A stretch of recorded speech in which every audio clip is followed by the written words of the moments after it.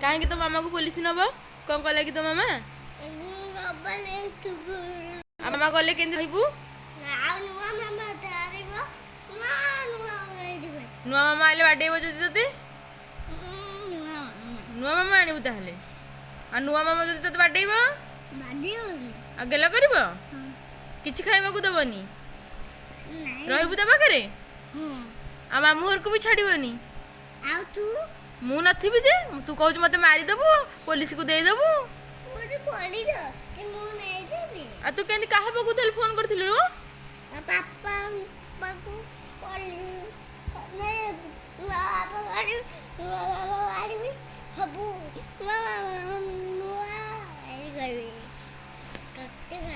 ହଁ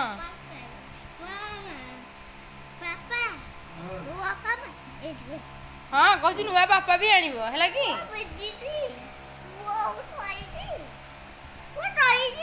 ହଁ ସେ ଶୋଇ ପଡ଼ିଲାଣି। କୁଆଡ଼େ ଯିବା? ଜିନ୍ ପ୍ୟାଣ୍ଟ ପିନ୍ଧିଲେ କୁଆଡ଼େ ଯିବୁ? ବାଦଲ ଘରେ କ'ଣ କରିବ?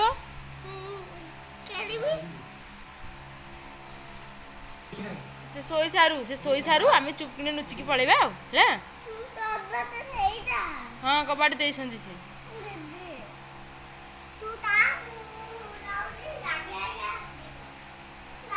ତମେ ଯାଅନି, ସାଙ୍ଗେ ସାଙ୍ଗେ ଆସିବା ଦରକାର ନାହିଁ। ଆସ। କୁଆଡ଼େ ଯିବୁ କି ତୁ? ଯାଆନି, ଆମେ ଆଉ ଟିକେ ଯାଉ, ସେ ଶୋଇପଡ଼ୁ, ଆମେ ଯାଇକି ପଳେଇବା ମାମୁଁ ଘରକୁ। ହଉ ସେ ଶୋଇକି ଉଠିଲା ବେଳକୁ ଆମେ ବାଦଲ ଘରକୁ ପଳେଇଥିବୁ ହେଲା। ମୋ କଥା ଶୁଣୁ, ସେ ଶୋଇକି ଉଠିଲେ ନା ବାଦଲ ଘରକୁ ପଳେଇବା। ତୋତେ ଯଦି ନ ନେବି ପୁଅ, ତୋତେ ନ ନେଲେ କ'ଣ କରିବୁ?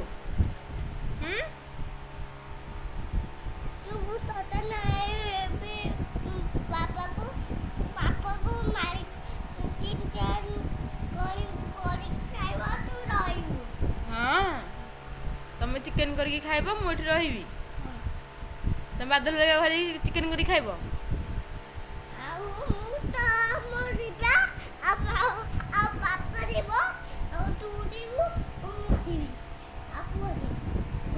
କେମିତି ଯିବା? ଗାଡ଼ିରେ ତ ଜାଗା ହବନି। ଗାଡ଼ିରେ ଜାଗା ହବନି। ଆମ ଗାଡ଼ିରେ କେମିତି ଜାଗା ହବ? ପୁଅକୁ ନେଲେ ତୁ କୋଉଠି ବସିବୁ, ମୁଁ କୋଉଠି ବସିବି? ତୁ ପଛକୁ ଯିବୁ ଭାରି?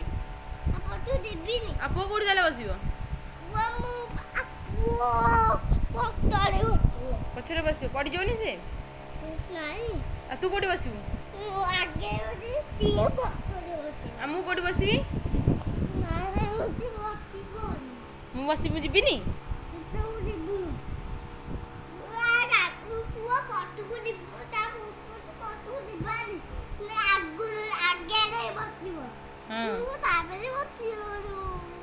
ପଛରେ ମୁଁ ବସିବି ତାହେଲେ। ଆଉ ପୁଅ ମାମା କୋଉଠି ବସିବ? ନବା କି ନବାନି ତାକୁ?